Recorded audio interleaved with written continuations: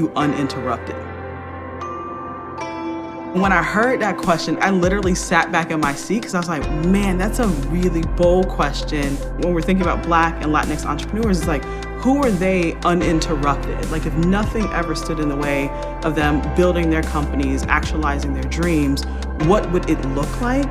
And to me, that is the epitome of Black ambition, is like building that environment where whatever stood in the way for them before or whatever interrupted them will never interrupt them again, is what I feel the weight of what we're all building. And really the moment of you guys having the idea that went to the design component, to the mission of it, is that, right? It's ambition at its core, and it's creating environments where Black and Latinx founders are never interrupted again. The leader. What a leader. Leader of the new school.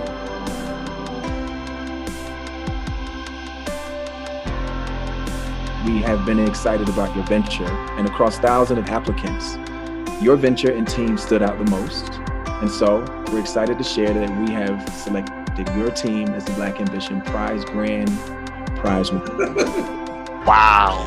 And Oh my God. we will be awarding your team, you're gonna love this, $1 million. Oh my God.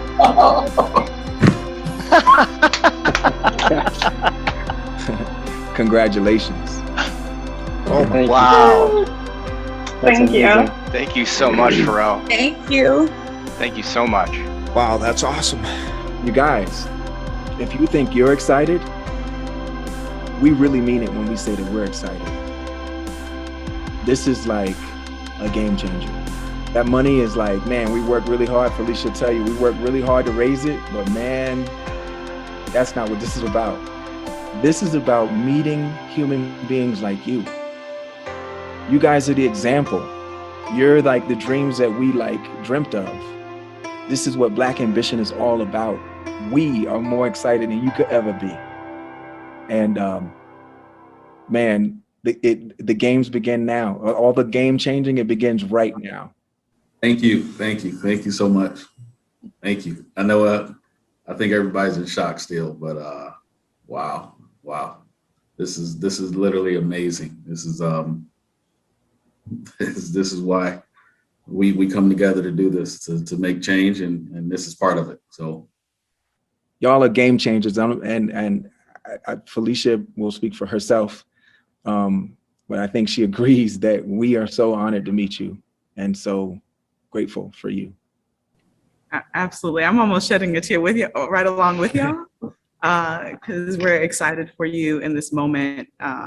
When Black Ambition was just an idea from Pharrell, this is exactly this moment that he hoped and wished for, and now it's here. And so we're so very grateful, Felicia. You know that we've interviewed and Pharrell. I mean, it's a pleasure to meet you. Everything you stand for, everything this program has been. It's been from the moment we walked in. It's been a first class organization, from the mentorship to the design team, working with us on our pitch deck, to coaching us on how to better articulate.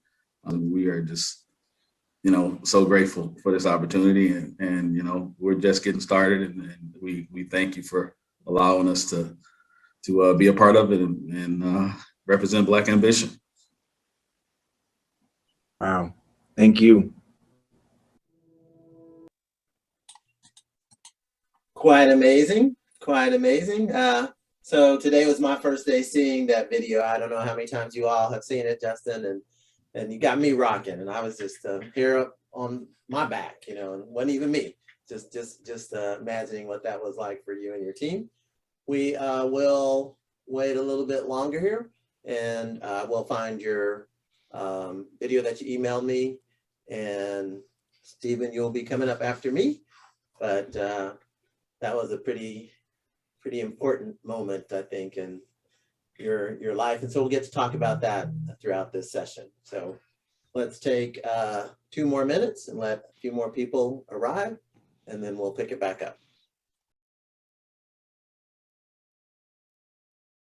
Hello. We'll go ahead and get started again. And so happy to introduce everybody to Built and the Built Detroit chapter. And we're here today with Black Ambition and meeting Mr. Justin Turk of Livegistics. Oh my goodness, I'm so excited. So we're just going to walk through a little bit about Built. If you don't know us, we're Blacks United in Leading Technology. I'm Peter Beasley, Executive Director and Chairman of the Board. And we like to talk about our big U and little I. We are uniters. We're here to help increase the representation and participation of Black people in tech.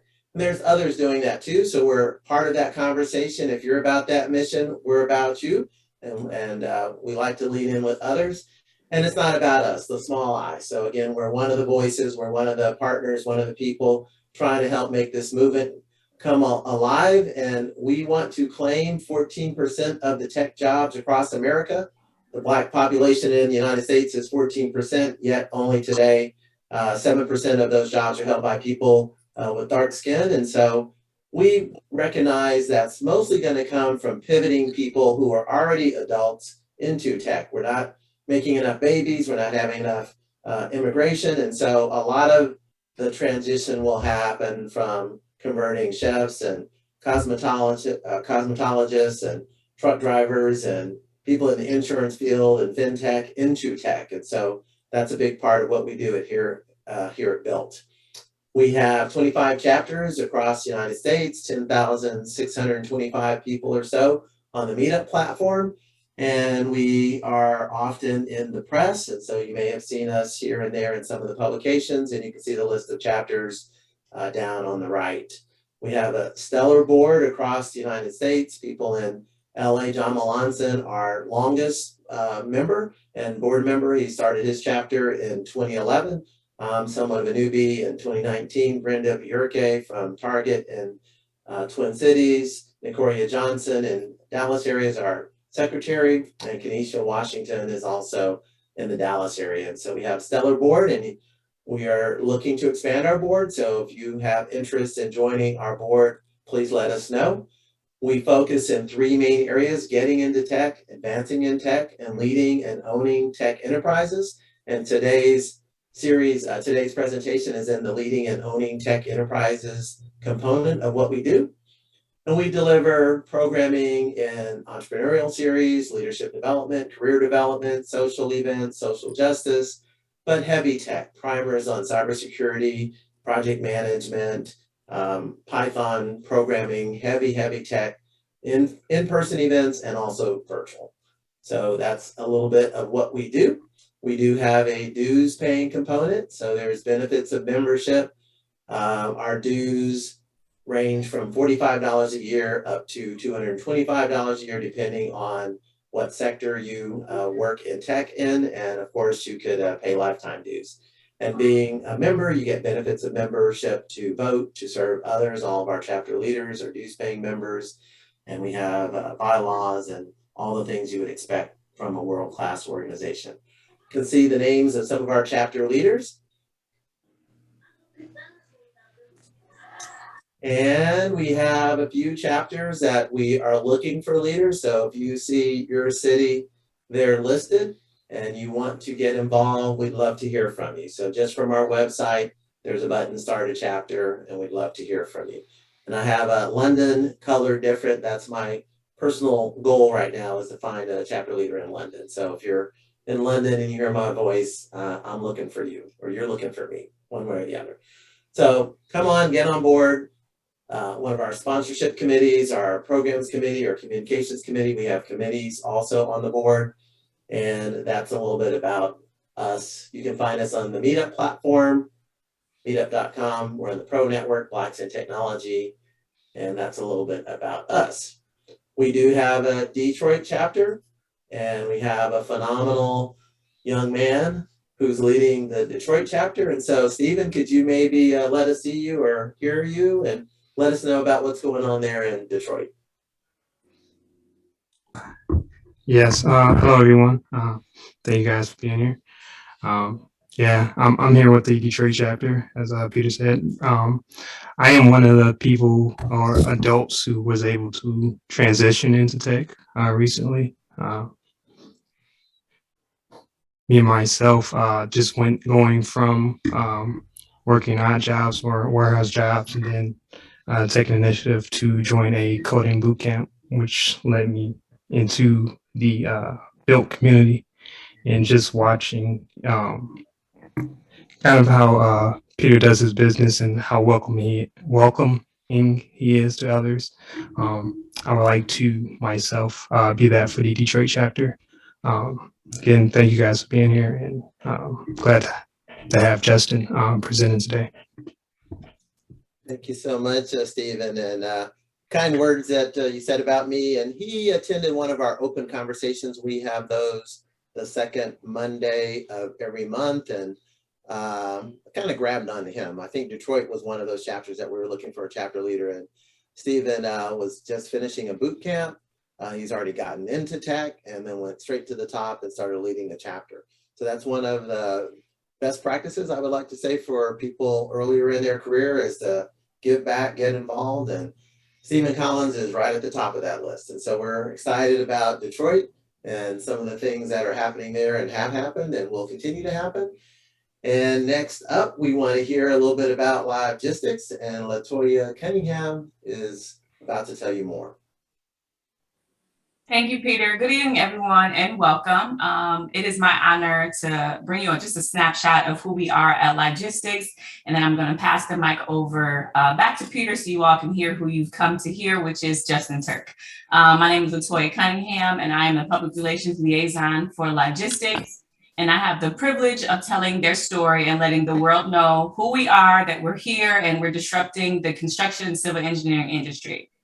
So Livegistics, we are a 100% cloud-based material management operating system that connects all of the project stakeholders in real time through a GPS-tracked network of digital information. What we do is we promote collaboration and transparency across the board. So before, companies would have no real-time data analytics, and we all know how much paperwork goes into the construction industry, and it can be sometimes overwhelming. And that, now you're welcoming into lawsuits, fraud, revenue loss, you name it. So Justin and the team's groundbreaking technology really eliminates the use of paper, and by 100% in the construction industry. What we do is we're reducing the amount of fuel consumption and CO2 emissions while trucks are just waiting idly. What would normally take 3 minutes for a truck to go across a scale with their load, with Livegistics technology, it takes 12 seconds. We are a groundbreaking, revolutionary technology, and as a minority business enterprise, we're committed to diversity, and we have a proven track record of customer service and customer retention. And we're just excited to here and just to be here in this lane, this industry, and continuing to breaking records, which I'm sure Justin is going to talk about during this fireside chat. So I know you guys did not come to hear me, so I'm going to send this back over to Peter to introduce Justin. And thank you again for Built Detroit for having us, and we really do truly appreciate this opportunity. So thank you. Gosh, thank you so much, LaToya. You do that phenomenally. Just that's a lot of big words you had to go through there. So I have a hard time coming behind you here, but up ahead is Mr. Turk. So I'm so happy to be in the middle here. Nobody came to hear me either. And so I'd like to introduce Mr. Justin Turk, co-founder, CEO of Livegistics. And it's dedicated to using technology to disrupt archaic construction practices. He believes that for all parties involved, transparency, accountability, and immediate access to information are vital for successful corporate growth. Before founding Livegistics, Mr. Turk was vice president and chief estimator of one of Michigan's largest heavy civil engineering organizations. He's been instrumental in the introduction and advancement of construction technology utilization throughout the organization, with a background in both computer science and civil engineering construction management. Man, that's a lot of education there. Mr. Turk is a third-generation entrepreneur in the construction industry, and as a member of Metro Detroit Black Business Alliance and Ernst & Young's Entrepreneur Access Network, he is committed to ensuring that minorities have a sustainable place at the table as both construction and tech entrepreneurs, following the traditions of his father and grandfather, who once founded Michigan's largest minority-owned asphalt paving company. My goodness, big shoes to follow there. With his wife and 2 children, he currently resides in Metro Detroit. So if you could please welcome Mr. Justin Turk. And man, I'm excited to be here with you. Peter, thanks for having me. I'm definitely grateful for the opportunity. It's funny when you hear somebody else tell a story about you or call you Mr. Turk or something like that. I'm still trying to get used to that, but I definitely appreciate it. So thanks for having me. Well, sure. I might go back and forth from Mr. Turk to Justin. I don't think we're going to get all the way to hey and all that, homeboy and all that kind of stuff. But Mr. Turk, I'm so excited to be here with you. How's business? Are you having fun? Business is great. It's funny you played that Black Ambition video when we started. I think about the team size, then and the traction we made. Toya alluded to some records we've broken across the scales. The team size, we're almost 25 people right now. And I can say, I came from an organization where I was very successful, both individually and collectively. And we had a lot of great opportunities and a lot of things to celebrate. But I've never been more excited to come to work every day and work with a group of people I get to work with on a regular basis. And I don't necessarily refer to people as employees. I consider everybody team members because we are in this together as entrepreneurs, growing a business, learning about an industry on how to adapt technology. So I'm excited every day, and everybody knows I have a smile on my face. So this is the best place to be. It's quite infectious, even across the video chat here. So, Livegistics. So, does everybody come in doing the slide or dancing? Livegistics. That's a very energetic. So, where'd you come up with that? That's a day. So no dance moves are required, just so everybody knows. But so after we had, when we were on the phone, and I was on the phone with the co-founders, we were talking about a name. And, when we looked at the space and we understood what we were doing in the civil industry and demo, it's revolved around logistics, right? It's a big component of construction is related to logistics. You can't separate the two. At the same time, because we are dealing with living, breathing organisms, because the data is coming in real time, we first said, hey, the logistics are live. And then we flipped it and got to live logistics. And obviously, you want to make it a little more trendy, and it came over to Livegistics. And the first thing I did, I said, surely that exists already. And it did exist. And we trademarked it, and here we are a few years later, and, it looks good on a T-shirt. How about that? I mean, that was a sign right there that it wasn't taken. It was waiting. It wasn't taken. It was not taken. So thankfully. Awesome. So let's go all the way back to the beginning. And maybe you could tell us a little about you. We heard that your father and grandfather were in the business. So, where'd you start out at? Yeah. So my grandfather and my father owned a company called Turk's Paving. For people who are from the Metro Detroit area, it was a subsidiary of Detroit West Club. So there was actually a professional men's club that for business owners to gather and just to do business. One of my grandfather's closest friends was Coleman A. Young at some point, and a lot of people on high level politically and well connected in the city of Detroit were members of the Detroit West Club. Part of that was Turk's Paving, which was the day-to-day operation business. And I mentioned before, early 80s, it was the largest minority-owned asphalt paving company in Michigan. And we had clients, General Motors, Ford, at that time, Chrysler, Kmart, major clients that we did work for.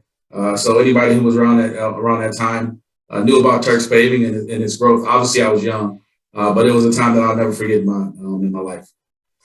From there, we talk about my educational background, and actually I didn't stay in construction because that business got really successful, and eventually it went out of business. And I allude to a lot of that is related to why we're on this journey in tech right now on some of the issues that go on in civil and demo construction, where we're able to solve and compliance, cash flow, all things that these small businesses deal with on a regular basis are built into our platform to address. So that's something that we're really excited about. But I didn't go in the construction route right away. My uncle, who was in Silicon Valley, taught me into computer science. When I became a programmer, computer science, business system operations was my undergrad degree. But, being genetically ingrained in me to go into construction, I ended up back in the field as a project engineer after being a developer for a while, and went back and got my master's degree at Lawrence Tech, civil engineering, construction management, and obviously working my way up the ladder. I started with a shovel in my hand.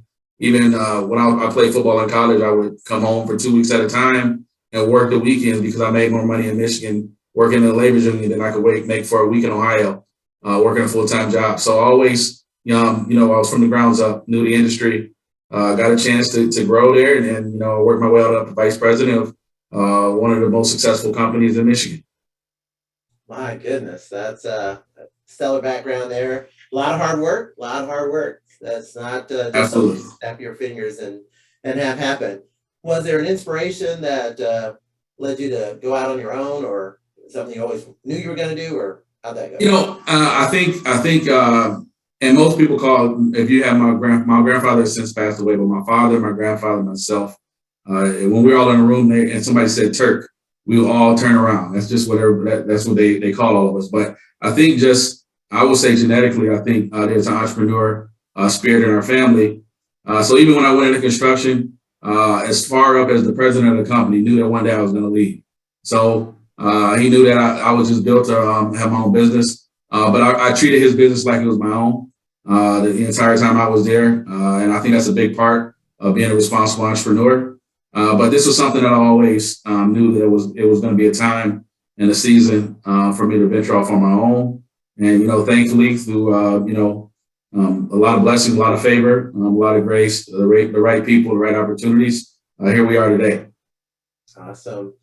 Living on purpose, too, sounds quite intentional. You knew where you're headed, and that's important in life.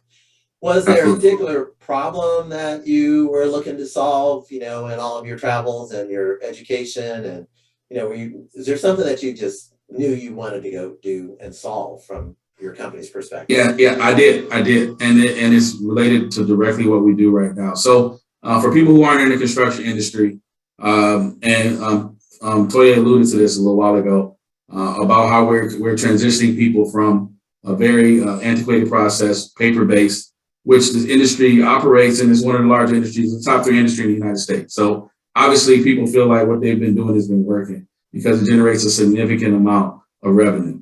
But at the same time, I have been on the ground of, I had seen claims, I had seen litigations, I had seen issues that arose, all related to the audit trail, all related to compliance, all related to the bookkeeping in the back office. And when you boil it all down, it was related to the trucking. It was related to proving what you did on the job site, whether it be through a digital transaction, whether it be 3D modeling, whether it be a chain of custody transaction, whatever it may be. Most people just don't believe it until they see it. And the problem with civil and demo a lot of times is that by the time they're done, you don't see it anymore. So there was a lack of transparency right there. And, at my previous employer, we were spending so many dollars on labor overages. We did the Red Wings Arena, and the amount of people we had to hire to handle that type of volume, it was substantial. Not just at our level, different levels of organizations that did business with us there. So the chain reaction of going digital in construction not only helps the businesses from an operation perspective, but the other part of that, which was very intriguing to me, is that I grew up in the city. When I would go on projects, I would walk into sites that were just destroyed, where people dumped them illegally. Tires are a major problem in the city of Detroit. Blight, we had the largest, the city of Detroit still has the largest backlog of houses to be demoed in the United States. It had the largest federally funded demolition program under Obama ever. So when you think about those things, you think about it in urban cities, those problems are related. So our mission in Livegistics was, hey, businesses, first off, communities don't trust you. When they think about construction, they think they're going to get ripped off. So we need to restore integrity into an industry. But at the same time, our message was that through technology, in the long run, you're actually going to be more profitable. It's beneficial for you to do things right way for your business. And it's also for your community. A lot of times people think you have to have this community initiative and figure out that you can't make money doing it. And we figured out a way that there can be a community benefit and a business benefit that are mutually exclusive, but come together, it can be profitable for both. And that's really kind of the message and the vision behind using technology in Livegistics. I want to learn more. You sent me a video. Is this a good time to play a little bit about what Livegistics does? Sure. Let's see. Absolutely. Get that queued up here. The world is changing. It's time we kept track of it. Buildings are getting older. Cities are changing fast. People want change now. They want change fast. It's time we kept inventory on our land.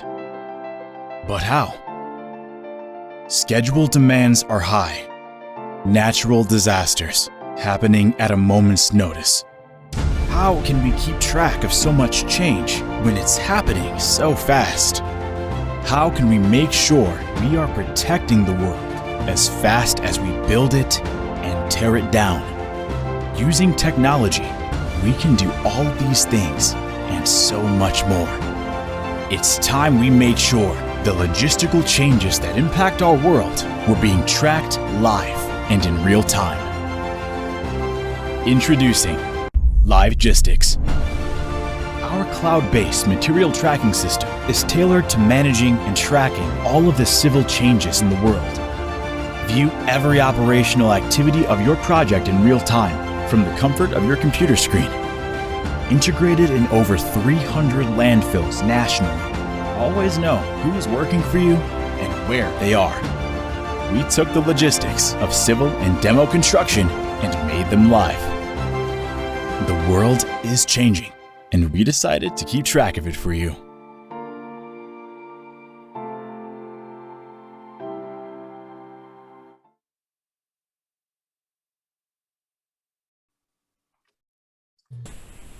I want to buy some right now. Can I go get some of that? That was hot. Yes, thank you. Yes, did your marketing team, Latoya and company, help put that together? Absolutely. And that just alludes to one factor on what we're doing, but the message I kind of put there, I think it travels across a lot of different people's minds. Is the world is changing, it's time we kept track of it. So you think about, blight, natural disasters, things that happen in a moment's notice, they're all related in the construction industry, and the compliance and the record keeping is being improved through our platform.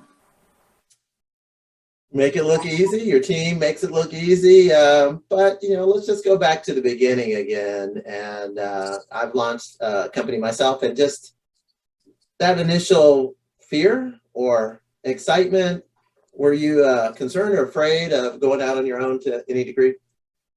I would say, I don't know if the word concerned or afraid.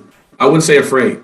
I would say concerned but calculated, right? I mean, I was fortunate enough, from my last post, I had a lot of great relationships, learned a lot about, what we're transitioning to, and putting on that consulting hat, but using through technology. It's kind of part of our platform. And that is really something that I kind of knew what we had a need for, even when I was doing a little bit of research and some testing early on in the process. So I wouldn't say that I was afraid. Obviously, whenever you venture out for your own and you leave a great situation, it can be, you go into the unknown. But at the same time, I had a great support system. I mentioned my former boss was supportive, even when he knew that I was eventually leaving. Within years, within months, within days, very supportive. My wife, who was, one of my biggest cheerleader, probably my biggest cheerleader as far as when are you going to leave and actually start your business. So this is something that she's kind of been, unctioning me to do for a while. Obviously, my father being, an entrepreneur and whatnot. So, it was necessarily, I would say, a certain level of confidence. But at the same time, we were very calculated on how we went about it when we started the organization. Absolutely. Got to remember your wife and all the supporters. So would you say you had more supporters or any naysayers? There's often those people that, haters, or was it more just support? Just go for it, Justin. I think it's a mix. You're always going to have a healthy mix of both, right? I think I'll say this, though, and this is for anybody on the call. If you don't, if people aren't doubting your dreams, then your dreams aren't big enough, right? So you're always gonna have people that doubt you. At the same time, we had a great support system. I talk about it when I went into Black Ambition. I did an interview. It was very rare, just because of obviously the success I had at my previous post and the relationships I even had personally, family-wise. We were a company that was able to raise capital from just my friends and family. We did a round of $150,000 to start. That really boosted the business. And I know everybody can't do that, but I just say that to say that we definitely had not just a support system to say you can do it, but they actually said, hey, I want to invest in you doing it as well because I know that it's going to be successful. And that takes a different level of faith in somebody when they know you for a long time, both personally and professionally. You know, growing up in Detroit and being in the same city and launching the same city and having a good, clean life, you know, can build those types of relationships. So that's something to certainly take credit for, that you can have that type of a start. So, but still, even though you have money, what were some of the hardest challenges? And first, let's just frame, you started in what year, and Black Ambition happened in 2021, I know. So Black Ambition happened in 2021. We actually, so the company formed into 2017, but at that point, nobody was collecting a salary. This was all, we were moonlighting. And if you look in the books, that's when the year started. Our first software product hit the market beginning of 2019. And that was with the Civil app, which we eventually in 2020 rolled out our trucking app. And this was in version 1. Now, let me go back and act like I don't want this to seem like it was all roses, because starting a tech company with $140,000 is not ideal. And when you look at your competition, pre-revenue, you're talking about a substantial difference in what we're looking at as far as capabilities. But that's when you got to get creative. You got to figure out ways to recruit people. You got to figure out ways to build technology the way that you can, do research, testing, and whatnot. And that's just the nature of where we are as a community. That necessarily we might not have the same resources, but that doesn't stop. That's no excuse. That's where you have to be creative and put on your hat and get the right people in the room and figure out how to get it done. It was not easy. I don't want anybody to think here that we've been a breeze. It hasn't. We've had some hurry up and fail moments and some things that didn't work out right. And obviously you build, measure, learn. It's something we believe in. From the Lean Startup book that we hold as something that everybody in the organization reads. But that's just part of being a startup and being an entrepreneur, especially when you're in tech, that you're going to have those moments. Yeah, so you talk about being creative and having ingenuity around solving problems. We hear this, keeping a team together and you can't pay them, or you can't pay them like they should. How did you solve that problem if you had that problem? So early on, no, you can't pay them like you should. I think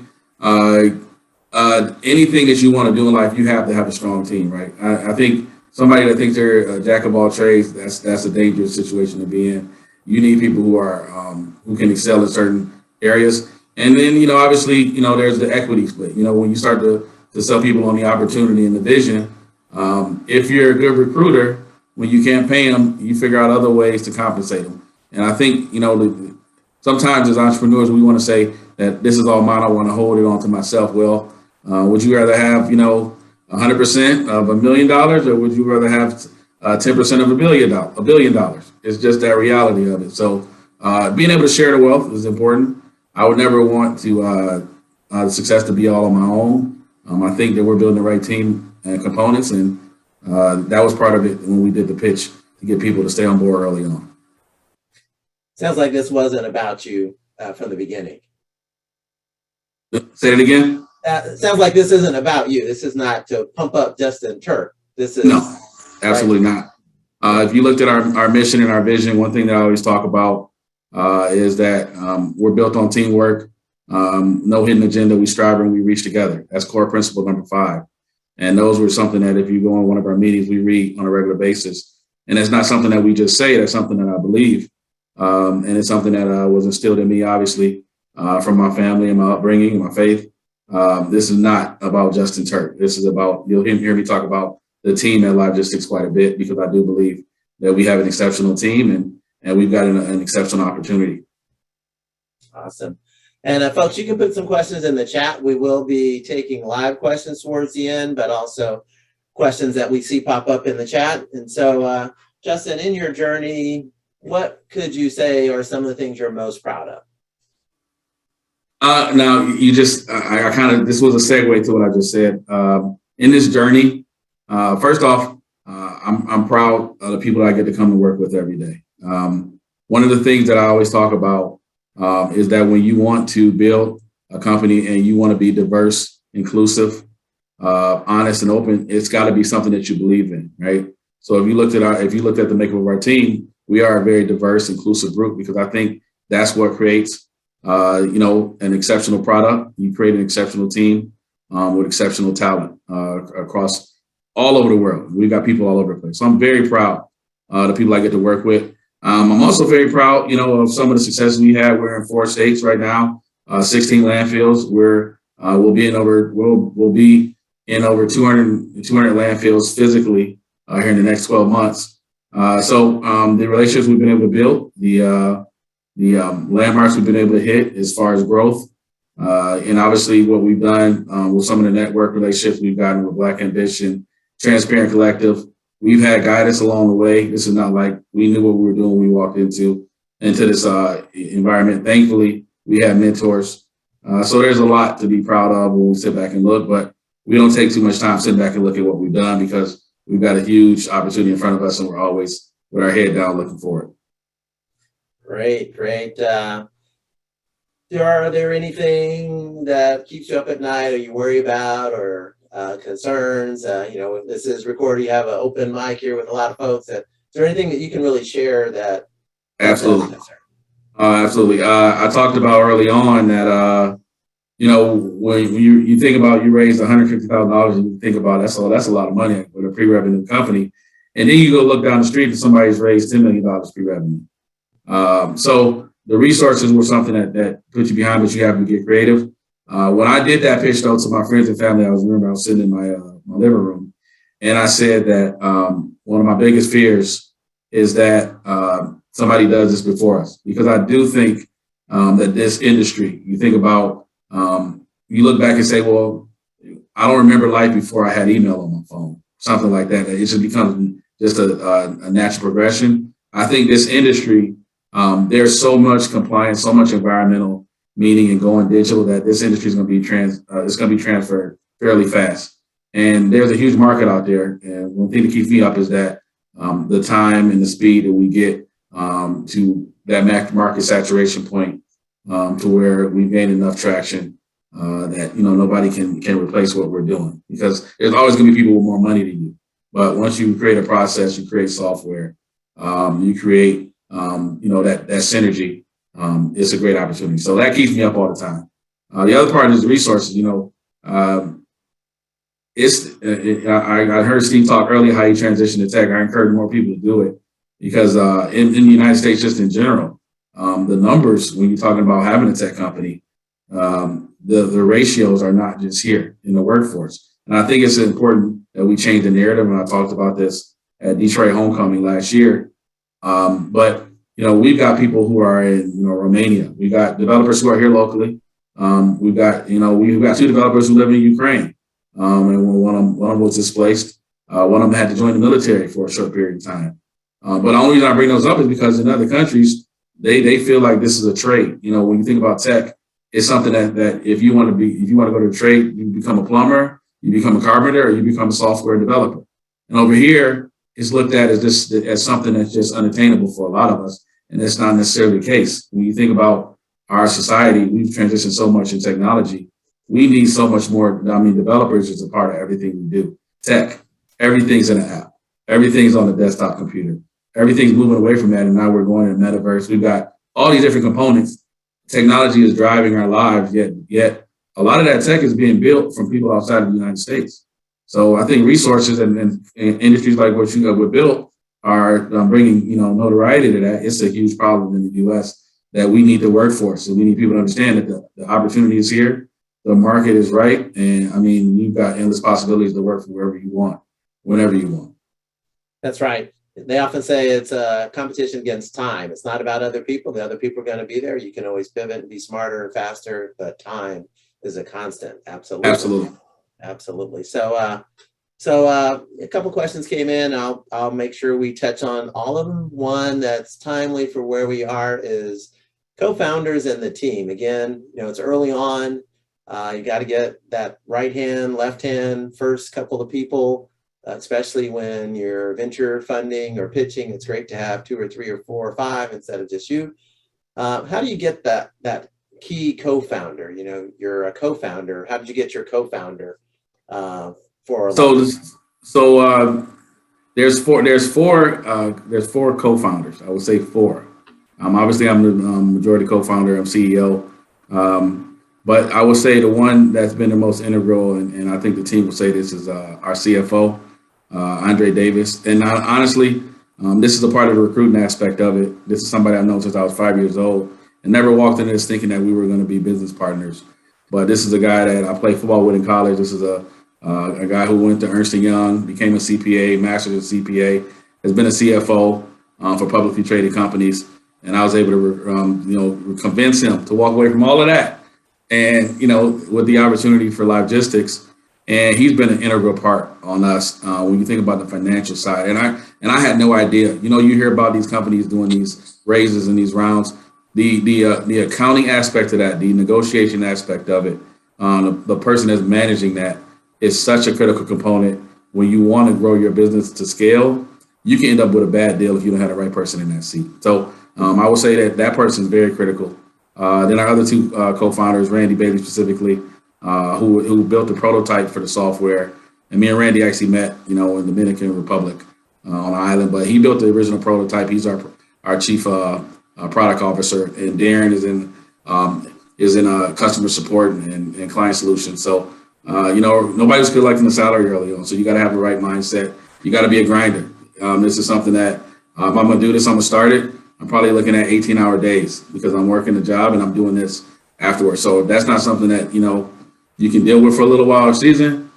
I don't know. Every situation is not ideal, but we definitely had a grind mentality to start off. So that put us in the right direction. Couple of winning components I just heard there. Friend for life. You knew one of the co-founders from way back. Yeah. Builds trust. So you have somebody that you trust, and there's already two people. So you're not going to get bandwidth constrained just by yourself because there's two of you. And it sounds like each of you had different subject matter domains, finance, customer support, and that so important software developer. Yes. That details. So that is always How many tough. record types? Finding, let's see if I can mute somebody here. It's always tough finding someone to build your app, right? Yes, it is. It is. Yeah. So thankfully, Randy was able to build the first versions as a prototype. We've since ventured off of those. But that was critical for launch. Yes. So we'll just go ahead and jump into what everybody wants to know about, so how did you find out about the Black Ambition competition? Did you just Google it, or did you know somebody? Did you get the hookup, or how'd you find out about it? So, it's funny because it was in the most casual email. We over at TechTown, who we lean on a lot for resources. TechTown is a big hub here in Detroit for entrepreneurs to start their businesses. It's located in Midtown for anybody that's connected. I'm sure there's some synergy there between Built and TechTown. If Steven hasn't looked into it. But we actually, so we went to TechTown. There was a grant program, and they had a grant for small businesses where you could get a grant for $25,000. And we were looking at, and you could not use it in certain aspects of your business for operations, but you could use it for support services. And one thing we were in the middle of, we were negotiating an entrepreneur enterprise level deal, and we needed to become SOC 2 compliant. And for a small business tech company, when you have to go through SOC 2, it gets really expensive. So we actually went through the process. Andre, let it off. We were awarded the grant. We got our SOC 2 compliance, but our connection at TechTown sends us an email and says, by the way, you should check out this program, Black Ambition. And at the first moment, we didn't look, we didn't even think about it. We're a team of 4 or 5 at this point, so we got our head down. I don't remember if it was Andre and myself, we looked at the email one day and realized that the deadline was that evening. And we hadn't submitted it yet. Now, thankfully, we had finished the Transparent Collective program, which if you hear me talk about Black Ambition, the reason we wanted Black Ambition, we went through Transparent Collective, which is in San Francisco. Same philosophy as Black Ambition. 2 founders are from Metro Detroit, own businesses. And we went through that entire boot camp and learned a lot about the startup and the tech world.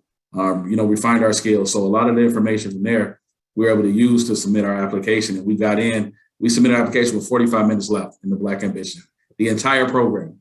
I know Kara's shaking her head. Kara is our executive assistant. So we didn't have an executive assistant back then. So it almost got lost, but thankfully we got it. We got it before before it closed. And once we got in, we ended up getting into the next round. And once the next round starts, it becomes a lot more one-on-one. So you get a chance to engage with people. And, once we had that opportunity, obviously, we took off and they heard our story. They loved what we were doing.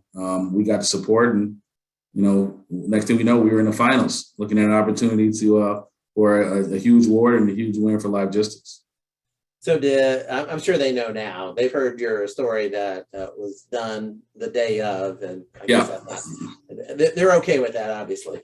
Yes, yeah, they are. That wouldn't be the best practice. I would not encourage everybody to wait till the day of to submit it. Now, I promise you, most times you cannot do that. The only reason it worked is because we had just come off of a program that threw everything that I brought in the trash and did it all over the right way. So we had reformatted a lot of our stuff ahead of time.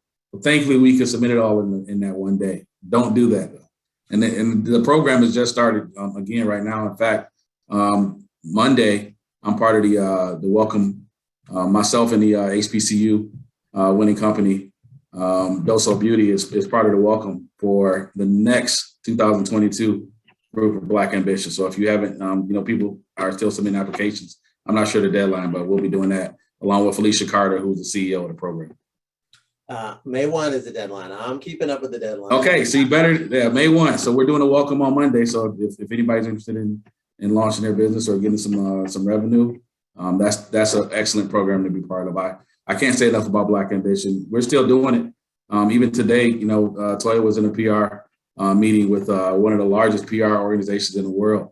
So people think that we just got to check. That's not it at all. I mean, we've got a ton of resources.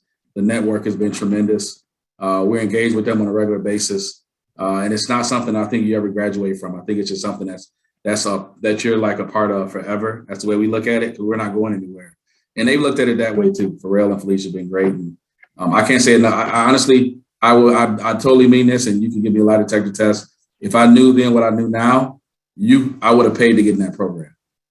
You wouldn't even have to pay me. Obviously, $100 million was great, but I literally would have paid to be part of that program, knowing the knowledge and the network that I was opening myself up to. I'm not saying I would have paid $1 million. Don't say that. I'm just saying I would have paid money to be part of it, rather than just go through it and then actually get an award. Was tremendous. Absolutely.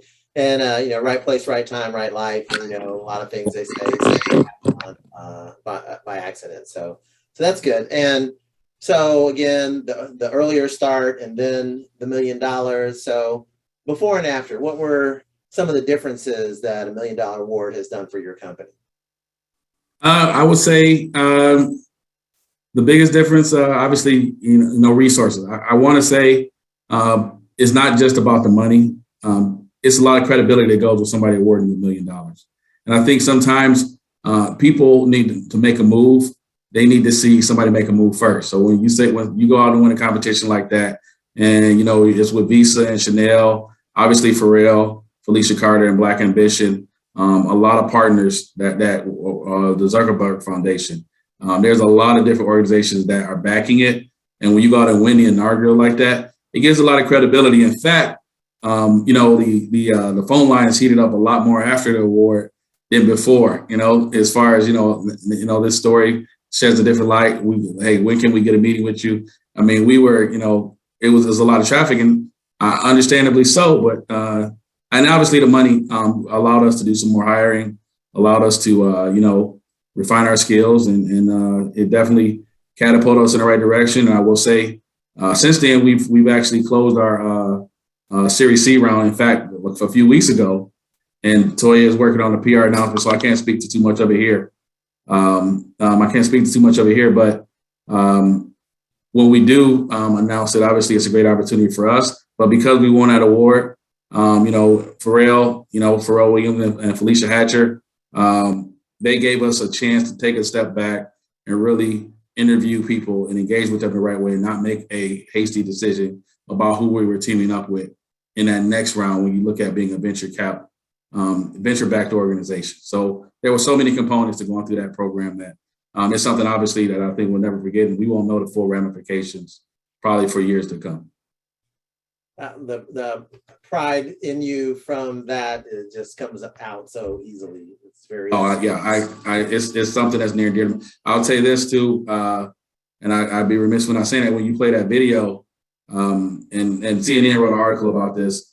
It's a bittersweet moment because the day that we actually won that was the day that my father-in-law that went to the hospital. He died the next day. So he was rooting for us, but he never found out that we won. So, seeing that video, it brings back a lot of good memories, but also those good memories are always tied to an event in my life that I'll never forget.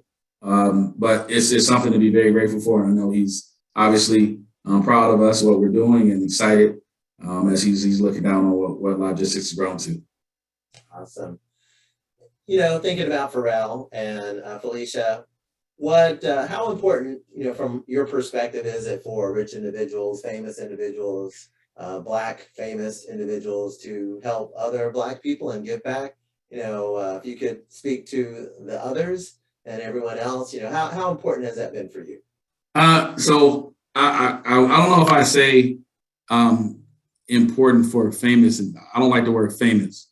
I think what I will say is I think it's important for successful people to share success stories because famous, I don't know if famous really, it's a lot of famous people who can get you bankrupt, right?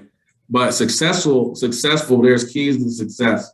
And a lot of times they're behind the curtain, that we don't sit around the dinner table and talk about cap tables. We don't talk about, stock splits. We don't talk about preferred stock. We don't talk about VCs. We don't talk about angel funds until you get in that network. So I think it's very important for successful people to share successful stories and help with that network and opening you up with that knowledge gap because it's huge. I talk about it all the time. I'm a master's degree. I was very successful in my craft. I walk into the entrepreneur world and I'm like, well, what's a pitch deck again? Excuse me, explain this. No. So, you can be very successful and not know anything about, what's going on in this entire industry. And when you think about ways to grow your business, you hear about these deals all the time. And they're not Black. They're not minorities. We make up less than 1% of tech-owned companies in the United States.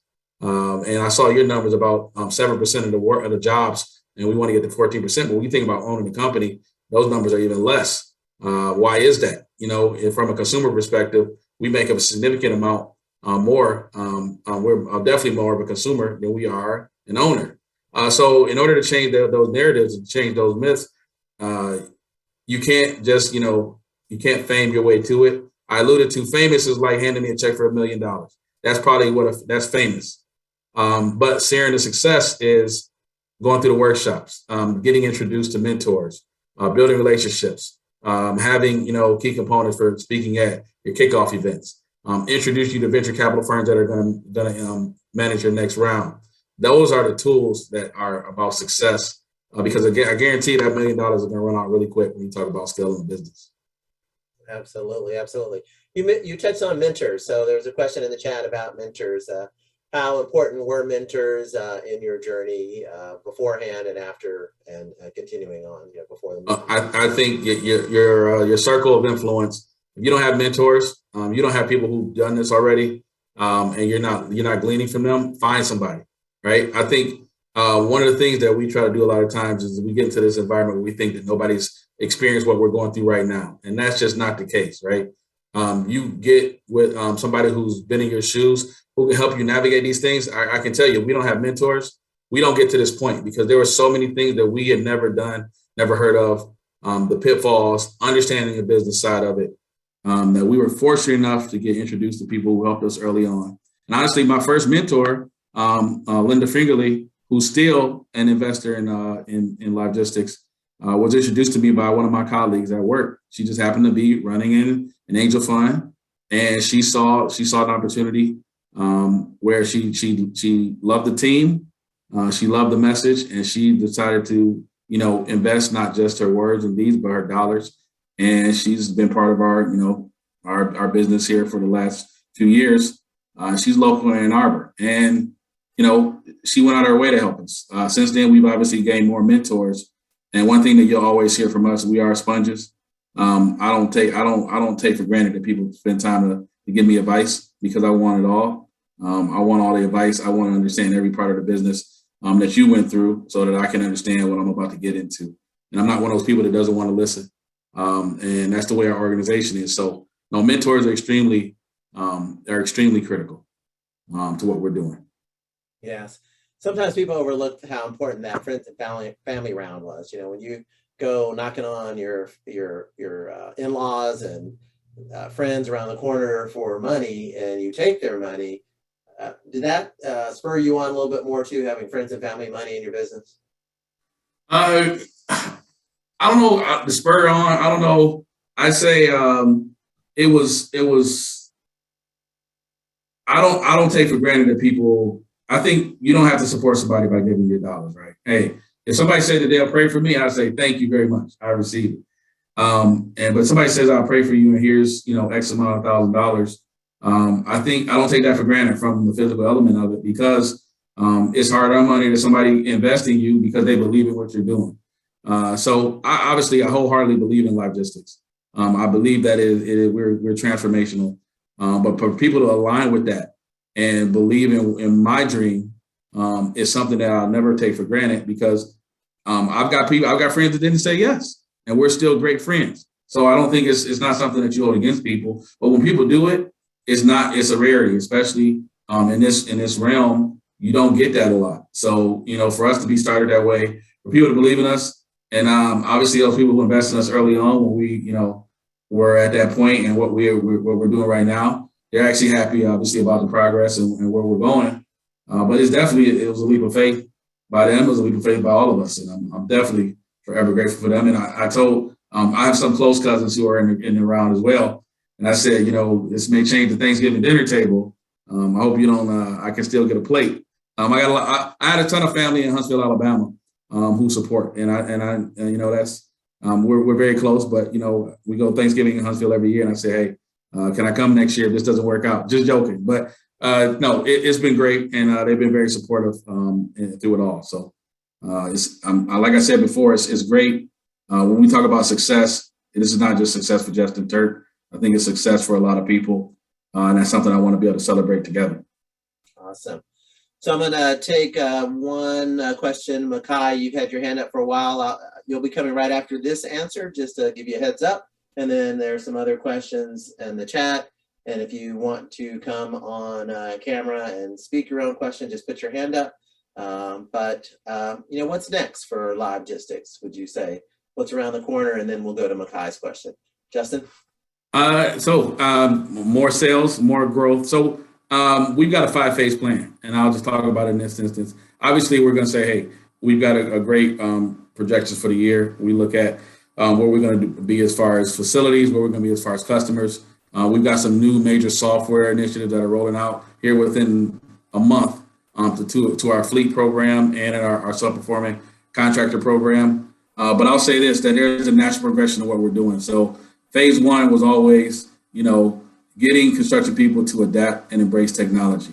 But when we get to phase 2 and phase 3, there's a compliance and a responsibility perspective that starts to impact environments, that starts to impact communities when you start to get enough people adapting to it and seeing the beneficial parts to it. So you think about where we are right now and the growth that we've seen as we grow and we get more customers who are using our platform in various states. And like I said, we'll be in all 50 states here in the next several months. You start to see the chain reaction on how that can impact neighborhoods.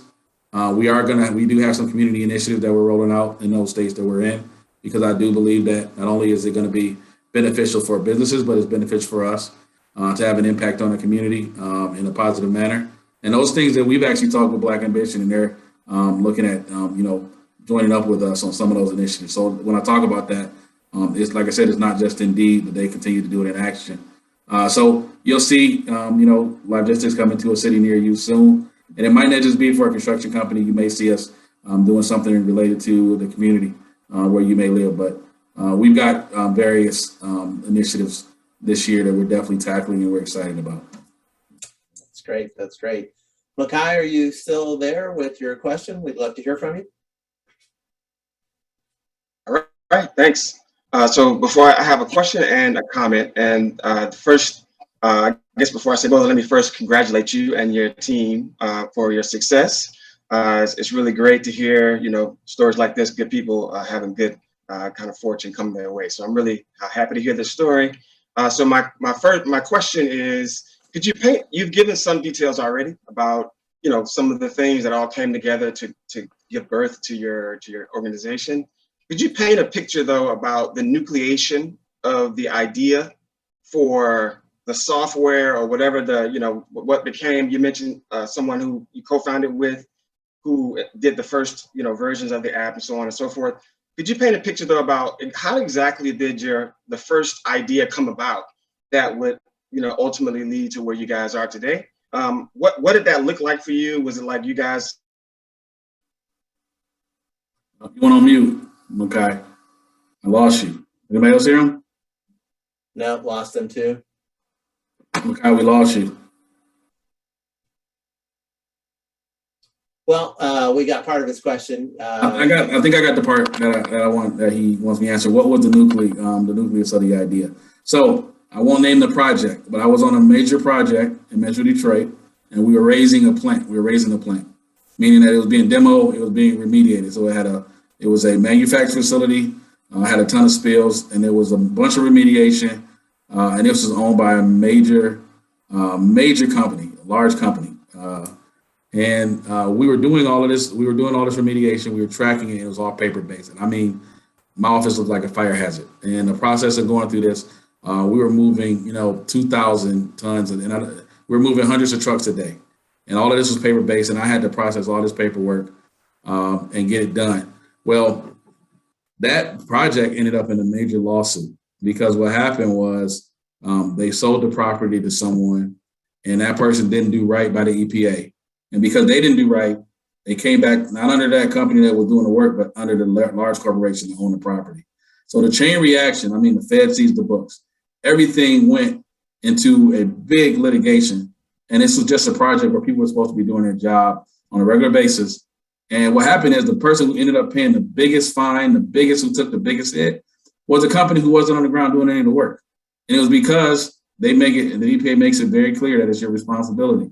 So when you pull that back, you got all these different organizations who are doing all this strenuous work, all this labor intensive work, just trying to get their billings done. But you got this one organization that isn't doing anything, that is supremely responsible. There's so many gaps in this communication. And this is how you get to a point where there's fraud, there's so many moving parts, you get to illegal dumping. All of these things are happening, and they're happening under somebody's nose, but then the person who's not doing anything gets sued. So for us, it was, what if we could create a process where we were able to funnel all of this paperwork into one location where it was streamlined, and it made it easier for people to understand what was going on in their facility, their project, and have exposure to it, but then keep record of it, because when that becomes a development down the line, now you aren't hit with any sanctions, any lawsuits, because you've kept documentation of what was going on. And we want to do this as soon as it was being done in the field, instantaneously, because let the people in the field do the story. That was the first iteration of just being able to process paperwork and keep it streamlined in a very friendly manner. That's not where we went today, but it started there because of the amount of labor that was involved in this. That still ended up in a lawsuit. There were significant amount of money being spent to protect this investment, and it all failed because there was just so many gaps in the process. And that's just how construction has worked so long, that it's just so many gaps that people can maneuver their way through a lot of different loopholes. But creating a process, creating technology to kind of band those things together, and then giving it the peace of mind to the owner at hand was kind of the nucleus of what we were doing. Amazing. That's an interesting thought, or something to look at, that where there is litigation, there's a problem underneath that. That's probably a clue that there's a problem that someone could try to solve. If look at why people are fighting over things, and if a solution, a software or a product or a service can fix that. That's a great idea. Isn't that why lawyers chase ambulances? It's kind of the same logic, right? Kind of thing. Software people need to chase ambulances. How about that? I'm not promoting that, but yeah, something like that. Yeah. Yes. So James, you had a question. You want to go ahead and ask yours? How you doing, guys? Thanks for putting this platform together. And again, my name is James Ford. I started a Black co-op, and I am trying to make my rounds of just sharing my story of why I sense that the green space needs an initiative that's going to allow us to have better economic buying power. And essentially, the vision for myself is that we embark upon creating a Black Wall Street mentality because I've been in the business now for the last 6 months. And the very first thing I noticed was that there was no place for us to collaborate. Everything seemed to be competition. So one of my efforts is to gather the people and do a first stage is a membership drive and to state the interest because I came from a banking background where I was always in meetings where it was always about leveraging resources. And one of the things that I took away from it was the fact that we create more buying power. And essentially, that is what I'm trying to do. Could you guys speak to that? Give me some advice on how to pursue it? Because right now I'm in the middle of deciding how to actually structure the vision from a business perspective. Ooh, that was a lot. That was a lot. You want me to take a crack at that, Peter? Or you want to? No, I'll let you go for it. Okay, so I think I've heard this before. I know in Metro Detroit there's a organization, maybe one or two, that are going on this matter. I think the best thing that you can do in any situation. Have you created a pitch deck yet? Right? Not yet. I'm following a book on corporate sponsorship to kind of model and just basically find out as much as I can beforehand. And that way it'll kind of lead me to what type of corporate structure to go after for setting it up. I think no matter what first off, I think it's something that's needed, number one. But number two, I think that the business, you have to pitch this as a profitable business and like a structure of a pitch deck. Because one of the things that I'm going to make it, specific to us, when we came out of looking at companies, when we got our Black Ambition, we looked at companies to go into business with for our next round. A lot of the pitches was that we help minorities, right? Like we help minorities. And I said, well, show me your numbers. Like show me your percentage of success for companies that you do business with. Don't just tell me you help minorities. And what you want to be careful of, and I'm not saying you're going to do this, you want to make sure that it's a very wrap tight business proposition because you don't want it to come off as a charitable deal. So you want to actually have a value to it. You want to show a maturation to it and how people are actually going to be profitable doing it. And in that case, if you can pitch that and it's scalable, then you get in front of the right audience, you'll get investment no matter what. So I think the biggest thing is you got to get with a mentor, get with the right person. And if you came from banking, I'm sure that you understand the numbers. So there's a financial implication in this on how somebody can make money, right? And if you can show that in a financial plan, it's investable. Is there any point of contact? Because what I'm looking for is mentorship because this thing is kind of like a month old. And in that month's time, I've, just been trying to put it into layman's terms first to be able to communicate the ideas, the thoughts, and some of the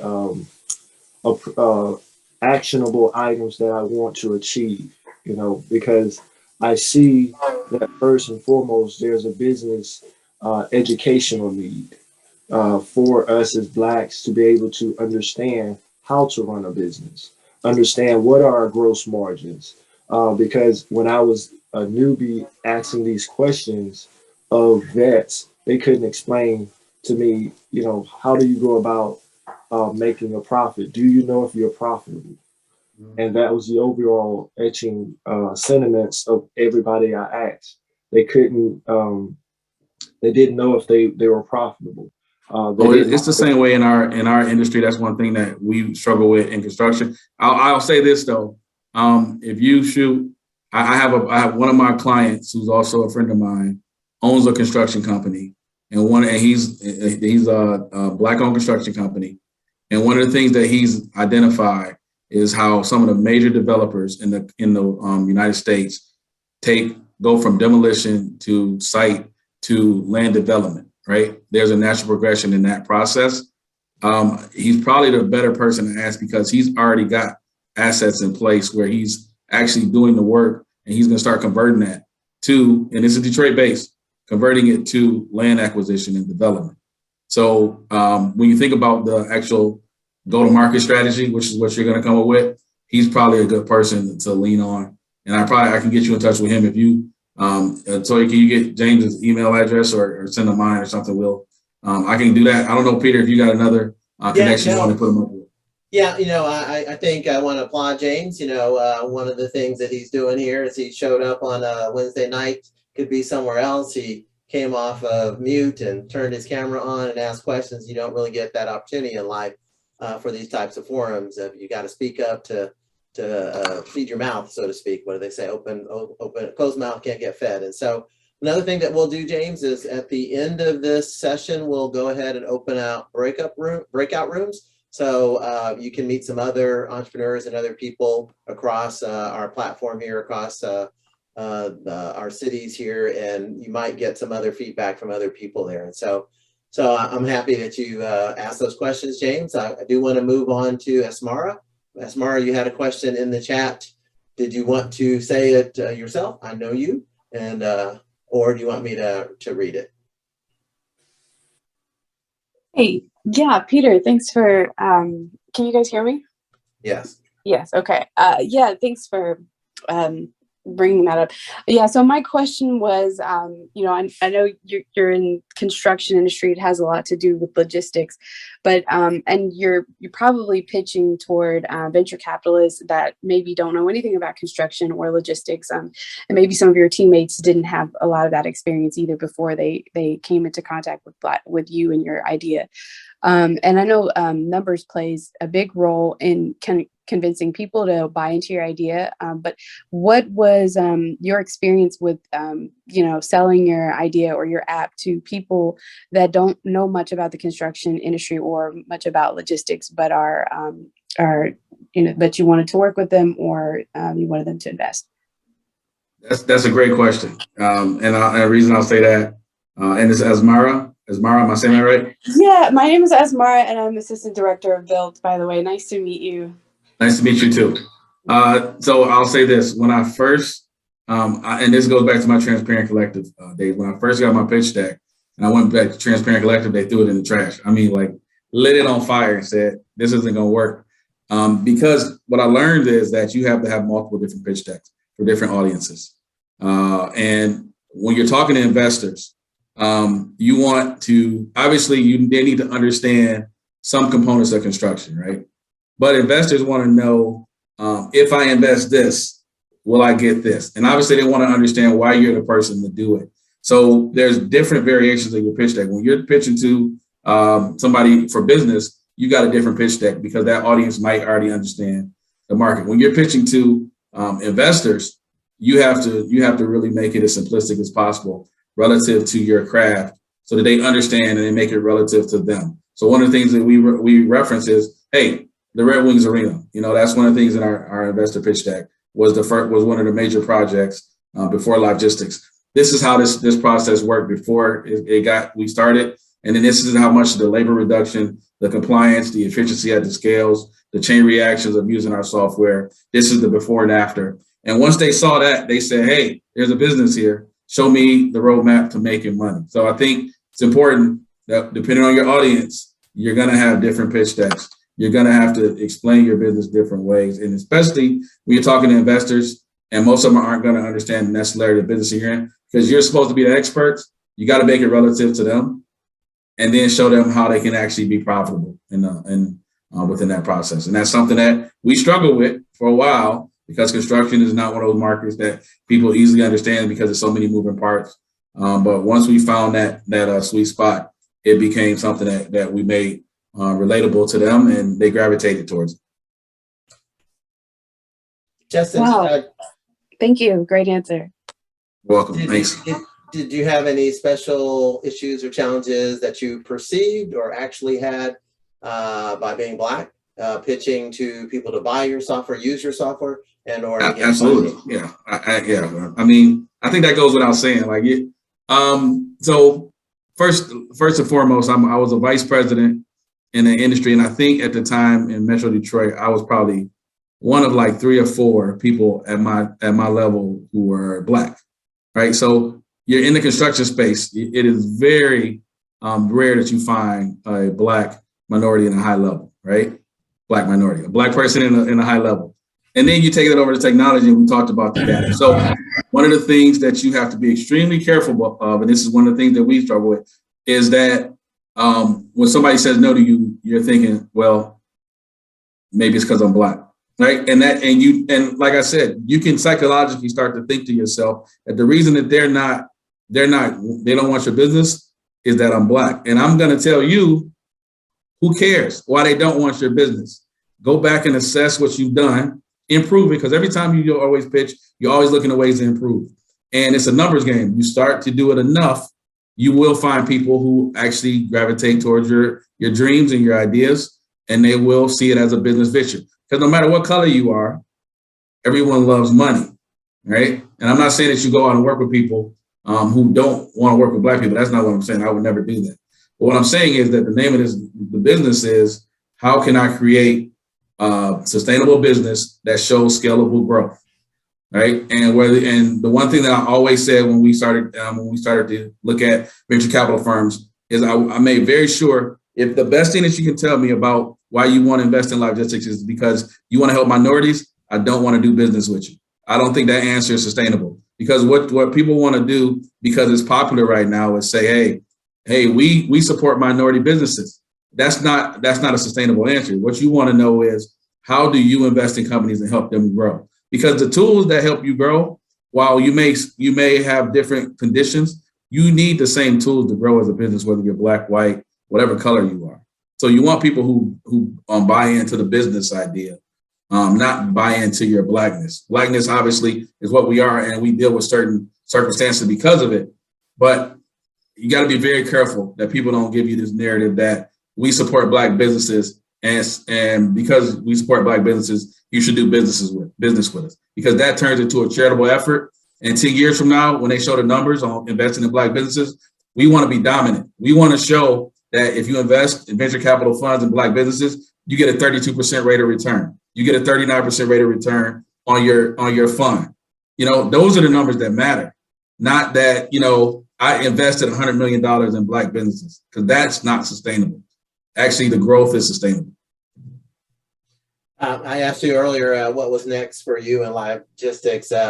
Motivational speaker, being in the pulpit. Oh my goodness, yeah. You could make it rain for a lot of folks here, so I can see a future for you. Appreciate it. Carla Joyce. Hi, thank you. Can you hear me? Yeah, Carla. Hi, nice to meet you. I want to say nice to meet you. I've been listening, and I was listening, and just incredible. Thank you for taking the time to witness and share with us all this that you've gone through and the successes you've had. But I went to your website, and I saw the Livegistics website. And the first thing, I know a lot of times visual people will say this to you, I'm sure, but the first thing after seeing your website and seeing the page, I was like, I don't need logistics, but I kind of want to now. It's just so I could use this. So it's engaging. I was like, wow, look at that. And I don't need it. I don't have a business in that sense. But I was wondering too, is the person who actually designed it in-house? Is that something you did? You had your hands on the look of it? On the website? Yes.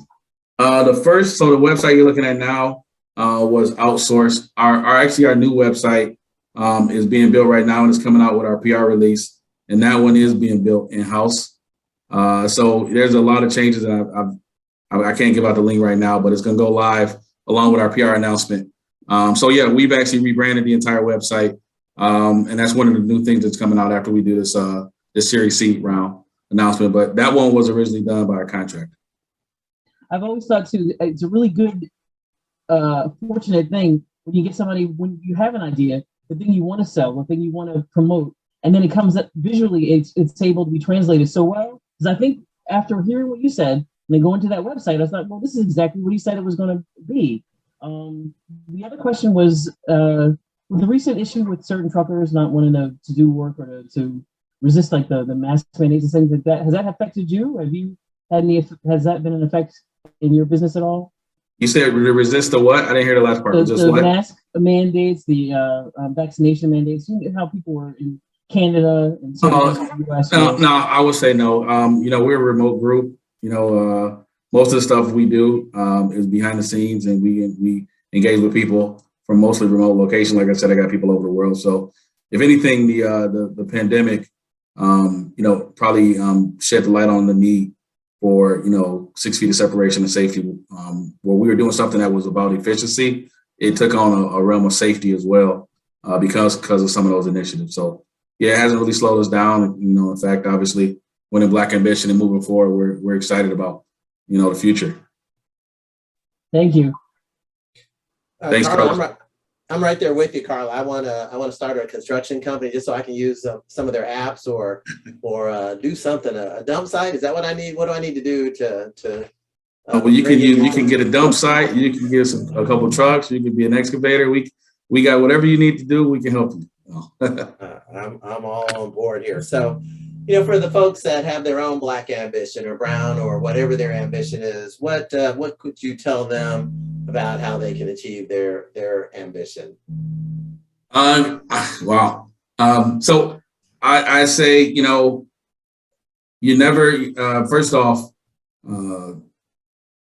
team is everything. I think when you're talking about going into business for yourself, it's never really for yourself, right? You want to be impactful and you want to get the right team members and components there because it is a marathon. Like being a business owner, being an entrepreneur is a marathon. And sometimes you got to pass the baton, and that's okay. And we talk about sharing the wealth. You necessarily sharing the wealth isn't necessarily sharing the prize. Sometimes sharing the wealth is sharing the dream as well. And I'm not saying hand it out to everybody, but you want to align yourself with people who understand your vision and want to be a part of it. I think that's Black ambition. When you talk about, I talked about having success and being able to be successful and transfer that to somebody else. And I alluded to when you start to look at a business, and it's something I've told James and I'll tell anybody, you want to connect with the right people, right? And when you get in there, you want to be like a sponge, right? You want to soak everything in that you can, because I can promise you, although your business might be unique, the paths that people go down have already been driven, they've been walked, somebody's done it before you. And you can understand a lot about your business by getting with the right people who moved ahead with theirs. But you want to be that sponge for two reasons. You want to soak all of this in, and you want to take all of this knowledge and help you grow, help your team grow. One thing I read a lot before I started Livegistics. I read a ton now, whether it's, reading a hardback book or Audible mostly, as far as inspirational things I can find, that can help my business, to help our team. We have books that we read as a team. So you want to obviously invest in yourself and those things. But when I talk about being a sponge, and this is important for our community to understand, you want to be that sponge because eventually you want to take what you learn and you want to actually rinse it out on the next person. And that's that transfer of knowledge, that transfer of data that we just don't do. And I think it's important that it's not that knowledge that you gain is not just for you. And I get excited when I get a chance to talk to somebody and I get to tell them, hey, when I first started Transparent Collective, they ripped my pitch deck and lit it on fire. But I think it's important to be practical about that, to talk about where you've been and where you're going. But at the same time, it's a learning experience. And I want to tell them what I went through so that they can learn. And when they learn it and they grasp it, they can transfer it to somebody else. And that's how we're going to be sustainable in our communities. It's one thing to hand a check, but it's so much, it was so much going on behind the scenes. Like before I started Black Ambition, I never heard of Felicia Hatcher. I knew I heard of Pharrell as a singer. Now I follow Felicia Hatcher on Instagram every day, and she's in every city. She's promoting not just Black Ambition. She's talking about, building your wealth, owning a seat at the table, all of these things. You see all these venture capital groups. You see all these things that are going on underneath our nose that we don't necessarily know about because they're not things that we've talked about at our dinner table. But when we in this group, that we get an opportunity to understand those things and learn them, we gravitate to the right people. We get that sponge mentality. We got to take it back to our community as well. That's Black ambition. Take what you learn and soak it up in that sponge, use it, pass it on. Don't just hold on to it. It's got to be passed on. That's where the real magic is in. I just have to say there's some magic in you too. Your charisma, your smarts, your ethic, your like you said, studying, going back and reading more. Some people get on the high horse, but you just exude all the qualities of being a winner. And so, as I said, wow, I appreciate it. I appreciate it. I want to go buy something. I want to go buy a T-shirt, something. Livegistics T-shirt, something. Toya, do we have some T-shirts in the back for sale? No, I'm joking. Absolutely. I have a question. And so I think we will go ahead and open up some breakout rooms. And so I don't know if you, Justin, I know we had a hard stop for you, but if you want to hang out in a room, you can. And often people that have done the breakout rooms with us before, they will end up in a room and meet the folks in that room and say, Peter, can you put me in the room with Evelyn or with LaToya? So you can come back to the main stage here and we can move you to different rooms. But this is what we do at Built. And we are so blessed and honored to have Mr. Justin Turk here and his team and learning more about the construction industry and how they're disrupting archaic ways of doing business and providing transparency and ethics and all the tools that you need to be successful in a very difficult industry. So thank you so much for spending time with us. Peter. No, thank you. I definitely appreciate you having us. I'm going to stick around. Obviously, I talk about that sponge mentality. I'll talk to people until I get blue in the face because, like I said, I was very fortunate and very blessed to get aligned with the right people, the right programs. And I'm not here to just talk about what I'm doing. I want to talk about what we're doing. I want to talk about how I can help, how I can put people in, connect them to the right individuals. This is not just about Livegistics. Obviously we've been somewhat successful. We've got a long roadmap to go, but I've seen some things. I've been able to travel some places just in a short amount of time. And I love sharing my story and telling people that there's a whole nother world out there that we're just not taking advantage of. And it's not as complicated as we all think. And that's one of the things that is not insurmountable. So, if you put me in a breakout room, I'm ready and willing to talk to anybody who has any questions. Awesome.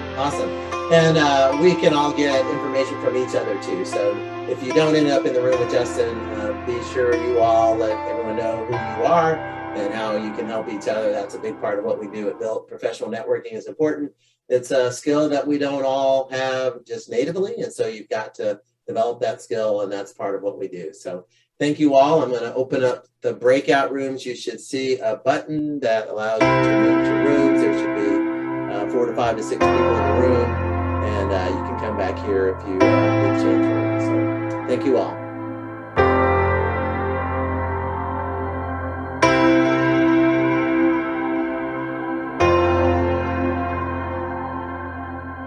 Black ambition in 3 words to me represents professionalism, inclusion, and support. My name is Justin Turk. I'm the CEO and co-founder of Livegistics, and we are the Carfax of the infrastructure industry, specifically civil and demolition construction. We have the opportunity to remove blight in all urban areas across the United States simply by giving construction companies, waste movers, scaling operators an incentive to go 100% digital. The ripple effects will change the makeup of our neighborhoods. Being, in an executive level, I had a great career, great opportunity, but my impact was limited. I saw a huge discrepancy in the amount of minorities in executive and management levels. I saw constant fighting between owners, environmental entities, lawsuits, litigations. And when I peeled back all the issues in construction, I realized that the digital ticket for civil and demolition companies, for landfills, for aggregate suppliers, that trucking ticket was really at the common core of everybody's issues. And at that moment, I knew that Livegistics was the path for me, because we could use technology as a way to consult with companies, impact their bottom lines, and provide transparency in the industry that lacked it for so long. We saw Black Ambition as just a huge opportunity, and not just about a prize, but actually seeing individuals who take out the equation of race and ethnicity. Because even in my roles in prior years, you always wonder if that's part of the decision here. And when you remove that, you get an opportunity to grow, you get an opportunity to fly free. And socially, psychologically, it's not really part of your questioning mechanism. And Black Ambition was a program that we looked at the entry, what it was all about, the long-term ramifications, the mentoring, the teaching, and we knew that it was something that we should apply for. Regardless of if we win or not, it was going to be a great experience, learning somebody who had never been in this industry before, and we were excited to get in.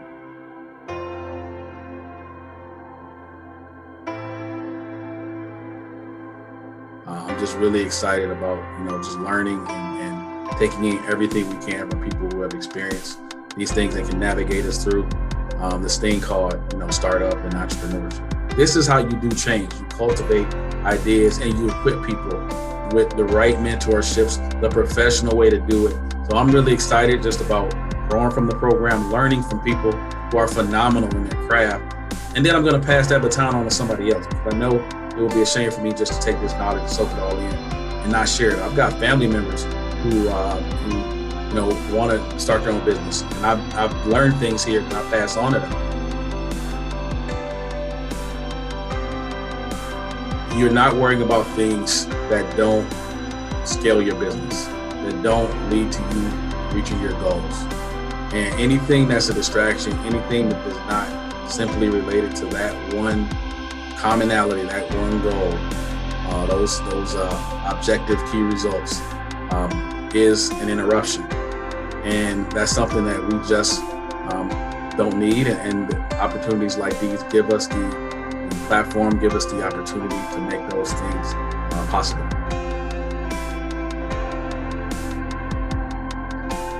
This is a long marathon, and if you don't enjoy long work, you don't enjoy long nights, you don't enjoy seeing things through, you don't enjoy being told no, just because it's going to eventually lead to your yes, then this is not the place for you. But if you do enjoy those things, and you have like-minded people with you who see that same goal, who have that same burning desire to make a change, to do something, to go out and be bold, and go out and grow a business separate from work for somebody else, then this is definitely the right path.